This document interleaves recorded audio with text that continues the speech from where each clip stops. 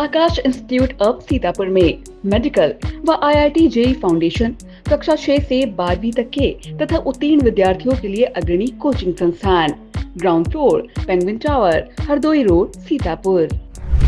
इन दिनों उत्तर प्रदेश की सियासत में मऊ की सदर विधानसभा सीट चर्चा के केंद्र में है, जहां से माफिया मुख्तार अंसारी कई बार के विधायक रहे और उसके बाद मुख्तार अंसारी के बड़े बेटे अब्बास अंसारी सुभाषपा के सिंबल पर इस सीट से विधायक थे। लेकिन 2022 के विधानसभा चुनाव में अब्बास अंसारी द्वारा दिए गए हेट स्पीच के एक मामले में उन्हें 2 वर्षों की सजा हुई है और उनकी विधायकी रद्द कर दी गई है, जिससे मऊ विधानसभा सीट खाली हो गई है और अब उस सीट पर उपचुनाव होना है, जिसको लेकर सियासी गलियारों में चर्चाएं तेज हैं कि मुख्तार अंसारी परिवार की ओर से अब कौन चुनावी मैदान में उतरेगा और दूसरा कौन उसको टक्कर देने के लिए दमखम दिखाएगा।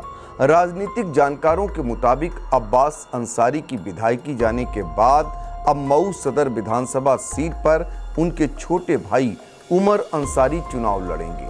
तो दूसरी तरफ कयास ये भी लगाए जा रहे हैं कि अंसारी परिवार का सामना बाहुबली ब्रजेश सिंह से हो सकता है।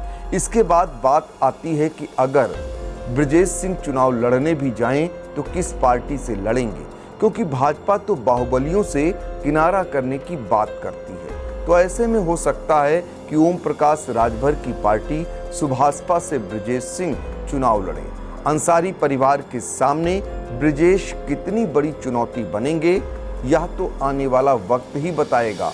लेकिन कौन है बाहुबली ब्रजेश सिंह, इस खबर में हम आपको बताएंगे। नमस्कार, आप देख रहे हैं आई इंडिया और मैं हूं डॉक्टर पंकज सिंह गौर। ब्रजेश सिंह वो नाम है जिसको लोग बाहुबली और माफिया नहीं, डॉन कहते हैं। ब्रजेश सिंह के दबदबा का अंदाजा इससे लगाया जा सकता है कि उसने जेल में रहते हुए प्रधानमंत्री के संसदीय क्षेत्र वाराणसी से पत्नी को एमएलसी बना दिया। बीते साल 2022 में भाजपा का कैंडिडेट यहां तब हारा जब प्रदेश में योगी आदित्यनाथ की पूरे बहुमत की सरकार है। ब्रजेश के अपराध में आने से पूर्वांचल का डॉन बनने और फिर राजनीति में दबदबे की पूरी कहानी आपको बताते हैं। 80 के दशक में वाराणसी के धौरारा गांव में रहने वाले ब्रजेश सिंह बीएससी कर रहे थे। सिंचाई विभाग में कर्मचारी रविंद्रनाथ सिंह का गांव के पांचू से जमीन को लेकर झगड़ा हुआ और उनकी हत्या कर दी गई। 1984 में पिता रविंद्रनाथ सिंह की हत्या के बाद ब्रजेश ने पढ़ाई छोड़ी और हथियार उठा लिए। ब्रजेश की उम्र तब 20 या 21 साल की रही होगी। साल 1985 में ब्रजेश सिंह एक शॉल लेकर गांव के अपने दुश्मन पाचू के घर पहुंचे। पाचू के पिता घर के बाहर ही बैठे थे, झुककर उनके पैर छुए और शॉल उड़ाया। अगले ही पल गन निकाली और पांचू के पिता को छलनी कर दिया।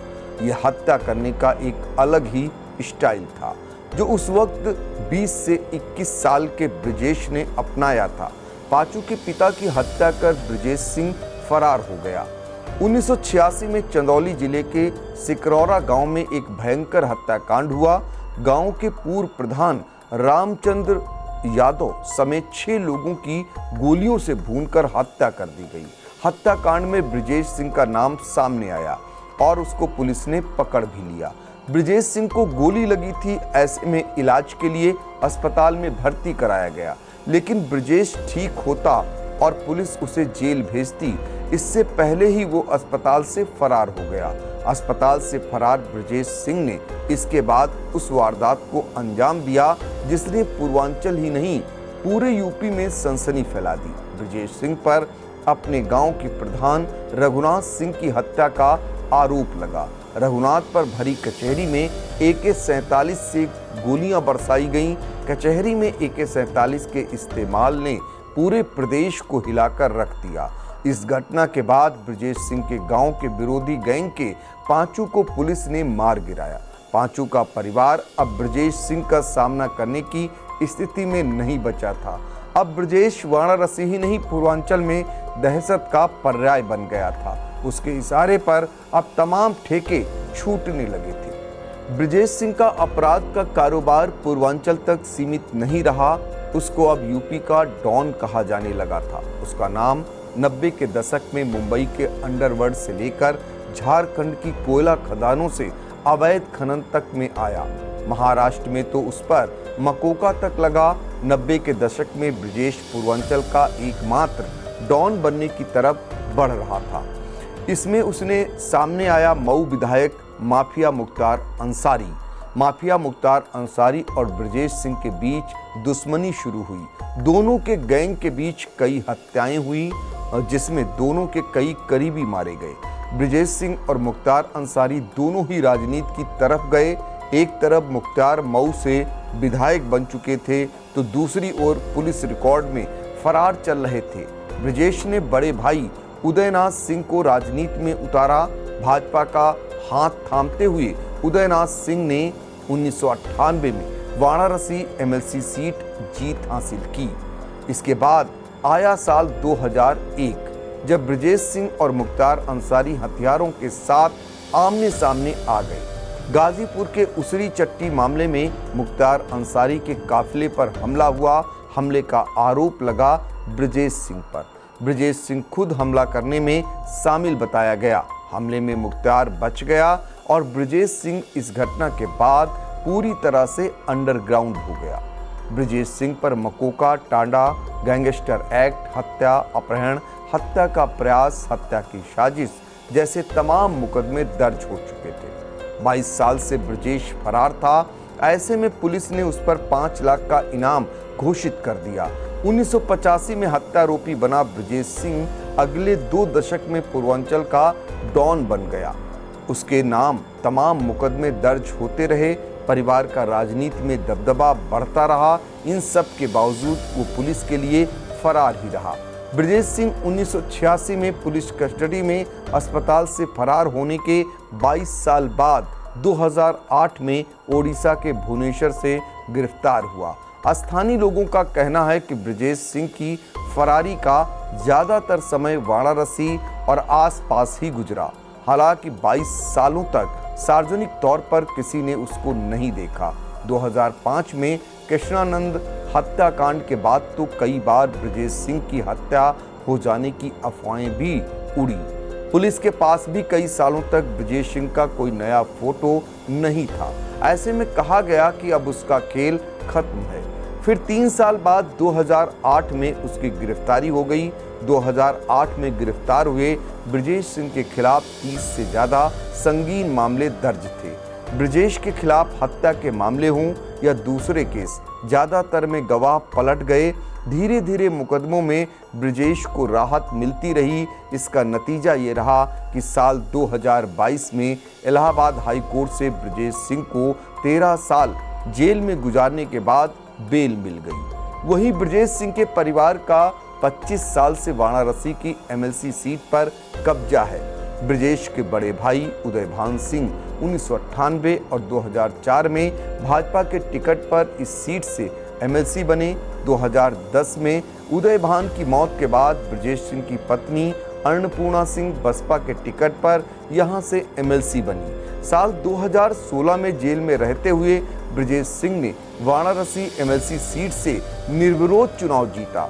इस चुनाव में उनके खिलाफ किसी पार्टी ने कैंडिडेट ही नहीं उतारा। इसके बाद 2022 में उन्होंने जेल में रहते हुए ही भाजपा कैंडिडेट को हराकर पत्नी अन्नपूर्णा सिंह को वाराणसी सीट से एमएलसी बनवा दिया। ब्रजेश सिंह की पत्नी एमएलसी हैं तो उनका भतीजा सुशील सिंह 2007 के बाद से लगातार चौथी बार भाजपा से विधायक है। सुशील 2007 और 2012 में चंदौली की धन्नापुर, तो 2017 और 2022 में सैयद राजा सीट से विधायक चुने जा चुके हैं। फिलहाल अब सबकी नजरें मऊ विधानसभा सीट पर होने वाले उपचुनाव में हैं। इस चुनाव में ब्रजेश सिंह का दबदबा दिखता है या नहीं, ये तो समय आने पर ही पता चलेगा। फिलहाल कैसी लगी ये खबर, कमेंट बॉक्स में जाकर कमेंट कर आप अपनी राय जरूर रख सकते हैं। City life hospital, IIM road, Lucknow. सभी प्रकार के general operation, paediatric, neonatal, plastic, orthopaedic, व न्यूरो एवं स्पाइन की सर्जरी, महिलाओं, गुर्दे, फेफड़ों, कैंसर से संबंधित सभी प्रकार की जांच, ऑपरेशन एवं इलाज की सुविधा।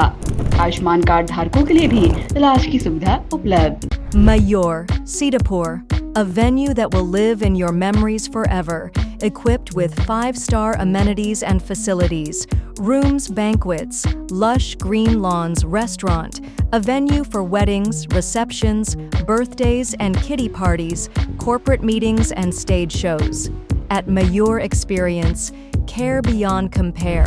Sai Sanjeevani hospital, station road, Sitapur. Sitapur का पहला मल्टी स्पेशलिटी हॉस्पिटल, जहां आपको जनरल फिजिशियन, हड्डी रोग, स्त्री रोग, जनरल सर्जरी, नाक कान गला और न्यूरो के डॉक्टर उपलब्ध हैं। साई संजीवनी में आयुष्मान कार्ड धारकों का मुफ्त इलाज और टीपीए कार्ड धारकों के लिए कैशलेस सुविधा उपलब्ध की गई है। हॉस्पिटल में आईसीयू, वेंटिलेटर, बाईपैप व डायलिसिस की सुविधा भी उपलब्ध है। Sai Sanjeevani hospital, station road, Sitapur.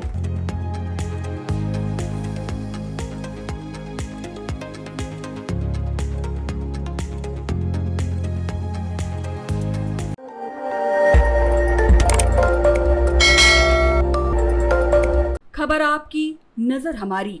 देखते रहिए आई इंडिया।